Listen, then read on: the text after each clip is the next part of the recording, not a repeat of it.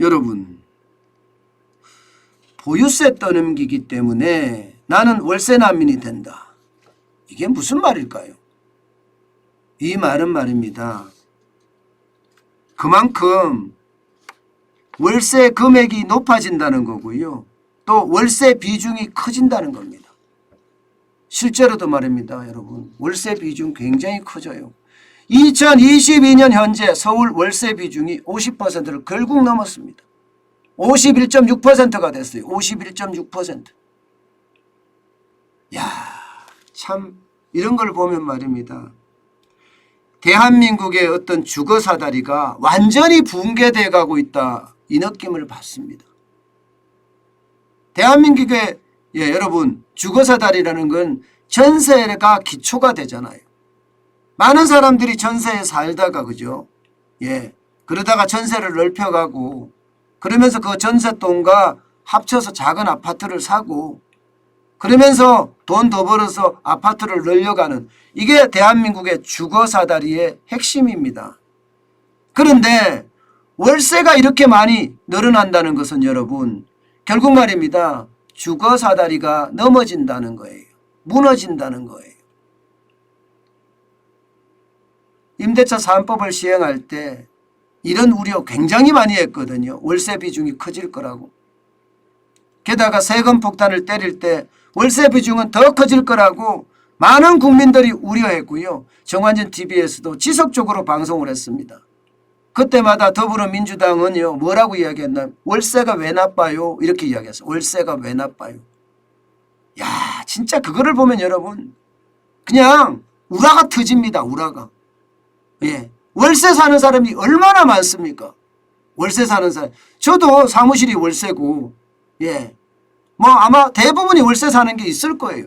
그런데 월세 사는 게 뭐가 나쁘냐고요? 그냥 그런 말을 하고 싶더라고요. 네가 살아봐라 이렇게 말입니다. 월세 사는 사람들의 그 서러움 말로 표현하기 어렵습니다. 저도 옥탑방부터 시작해서 단독주택의 전세, 뭐 아파트 전세 이렇게 살면서 거의 한 40년, 50년 만에 집을 샀거든요. 40년 만에 우리 집을 샀나요? 그게 우리네의 어떤 주거사다리였는데 말입니다. 앞으로는 월세 비중이 이렇게 커지면요. 결국 젊은이들, 우리 아이들, 딸 이런 친구들이 다 고통을 겪는다는 거예요. 여러분 보세요.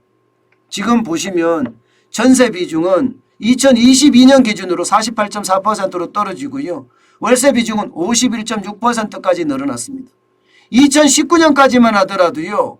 월세 비중은 41%밖에 안 됐고요. 전세 비중은 59%가 됐었습니다.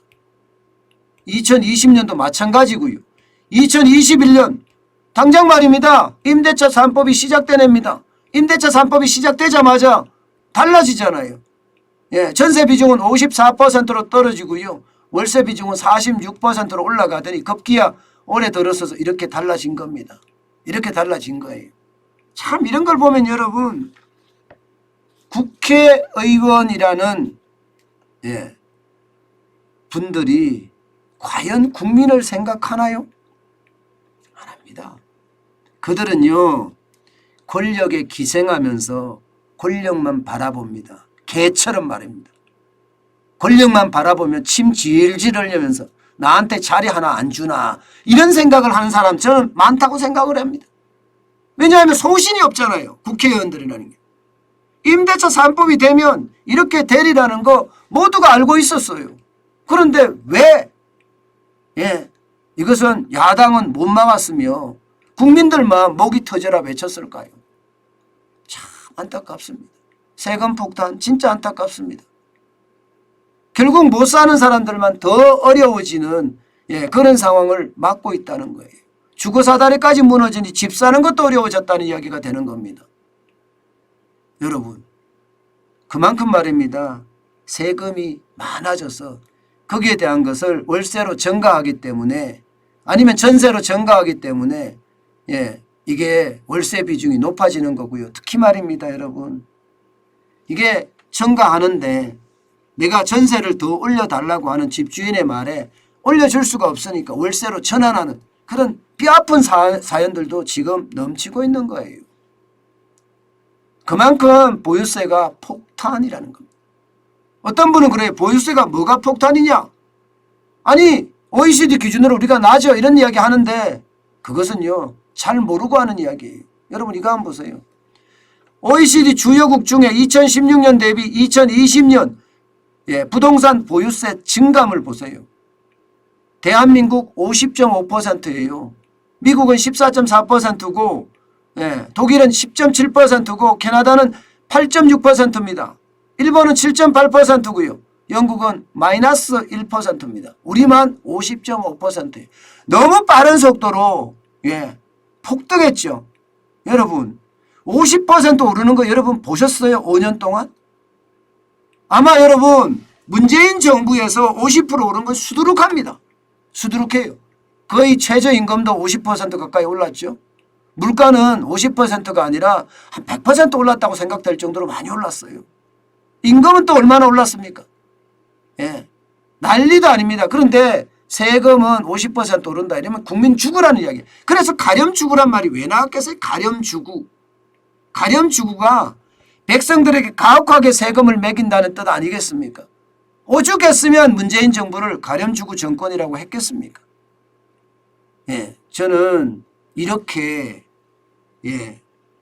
쉽게 말하면 보유세 폭탄을 때리고 또 보유세 폭탄 때문에 많은 전세 사는 사람들이 월세로 돌리고 또 월세 사는 사람들은 서울에 살지 못해서 월세 난민이 되어서 지방으로 내려가는 수도권으로 가는 그런 최악의 상황이 지금 벌어지고 있습니다. 문제는요. 임대차 3법이 2년 되는 7월이에요. 그러면 지금이 5월이니까 지금부터 시작이 되고 있다는 거예요. 그쪽은요. 지금부터. 그러면 나는 월세 난민이 된다. 이 말이 이게 틀린 말이 아닙니다. 서울이 비싸니까 경기도로 나가겠다. 지하철 중심으로 경기도를 나가서 내가 살아야 되겠다. 이렇게 생각하는 사람 진짜 많아졌다는 이야기입니다. 제발 권력자들, 지도자들, 국민 좀 생각하면 안 될까요? 자기 권력에 눈이 벌어서 침 질질 흘리면서 권력자들 바라보지 말고요. 따뜻한 시선으로 우리 국민들을 바라봐 주면 어떨까요? 그러면 국민들은요. 너무너무 좋아해서 아마 더 많은 지지를 할 겁니다. 그게 그 어느 때보다 우리에게 대한민국에 절실한 거 아닌가 싶어요. 특권 좀 내려놓으라고 그래요. 특권 좀. 검찰이 특권만 있는 게 아니에요. 국회의원 특권 다 박탈해야 된다고 제가 계속 이야기하죠. 왜 우리하고 달라야 되죠? 그들이? 그들은 우리의 대표일 뿐이에요. 우리의 대표라고 해서 그들이 특권을 가져야 된다는 거. 이게 잘못된 거 아닙니까? 우리하고 똑같아든가 우리보다 더 못해야 되죠. 왜? 우리를 위해서 봉사를 해야 되니까. 대한민국 국민을 위해서 혹은 지역구 주민을 대표해서 갔으니까 우리를 위해서 봉사할 사람이 특권을 가지고 어험하고 어깨 세우고 고개 빳빳이 들고 다녀서 되겠습니까? 저는 이게 안 된다고 생각을 합니다. 그래야지 대한민국이 바뀔 거예요. 국회의원 특권 완전히 우리 국민하고 똑같은 수준으로 아니면 더 밑으로까지 떨어뜨려야 됩니다. 저는 그게 대한민국을 살리는 길이라고 생각해요. 그래야지 지들 마음대로 세금 폭탄 때려서 국민을 괴롭게 하지 않을 거고요. 여기에다가 여러분 더 중요한 거 주민 소환제 바로 해야 됩니다. 이제 우리 주민들의 뜻대로 안 하는 사람들 다 소환시켜야 돼요. 그것도 뭐 투표까지 할 거 없고요. 투표까지 할 거 없고요. 그냥 상시로 보이게 하면 됩니다. 상시로. 그래서 못하면 소환이라는 숫자가 눌러서 이게 어느 정도 일정치를 도달하면 다시 소환돼서 국회의원 선거 다시 하는. 저는 그런 시대가 빨리 와야 된다고 생각을 해요. 그래야지 우리 국민들이 편할 겁니다.